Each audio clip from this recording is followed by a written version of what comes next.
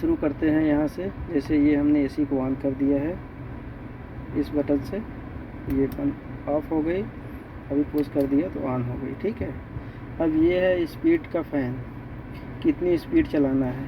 जैसे ये 1 नंबर है, ये बंद हो गया, एसी भी बंद हो जाएगी इसके साथ। उसके बाद ये 1 नंबर पे चालू कर दिया तो एसी भी चालू हो जाएगी। 2 नंबर पे, 3 नंबर पे, 4 नंबर पे। ये जो फ़ैन स्पीड है, आपको आवाज़ सुनाई पड़ रही होगी, स्पीड बढ़ गई है, तो ये स्पीड है। और ये उसके बाद ये पड़ता है आपका राइट में सबसे। तो ये देखिए बना हुआ है पॉइंट, यहाँ पे जब ये रहेगा तो ये फेस पे हवा देगा, आपके जो है पैर पे हवा नहीं देगा, मतलब फेस से नीचे कमर तक हवा देगा। उसके बाद इसको अगर इस पे कर देंगे तो ये फेस पे भी हवा देगा और पैर में भी हवा देगा। जैसे पैर में किसी को गर्मी लग रही है तो नीचे वहाँ कंट्रोल दिया गया है, यहाँ भी कंट्रोल दिया गया है, तो पैर में भी हवा देगा। तो ये हो गया दोस्तों। ये तीसरा ये है कि सिर्फ पैर में हवा देगा, ऊपर कहीं हवा नहीं देगा। और उसके बाद चौथा, ये जो चौथा पॉइंट है, ये पैर में हवा देगा। और ये जो बना हुआ है क्या कहते हैं, ऐसे से बना हुआ है, तो ये यहाँ ऊपर का है, वहाँ ऊपर हवा देगा। वो देखिए ऊपर हवा दे रहा है, वहाँ पे उड़ रहा है कुछ, देखिए कुछ धागा टाइप का है।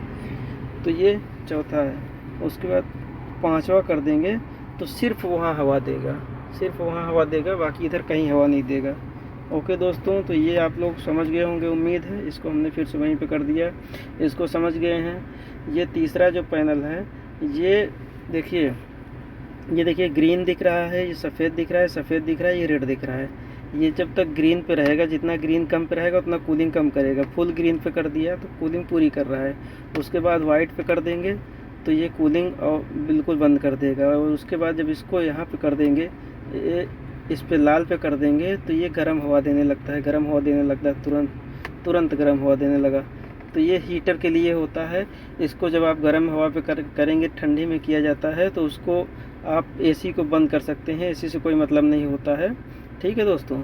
उसके बाद सबसे ज़रूरी सेटिंग जो है वो ये है, जो ज़्यादा से ज़्यादा लोग नहीं जानते हैं। ये बटन देख रहे हैं दोस्तों, इसको अगर यहाँ पे कर देंगे तो ये जो बाहर की नेचुरल हवा है उसको खींच के कूल करके देगी, तो एसी की कूलिंग कम होगी।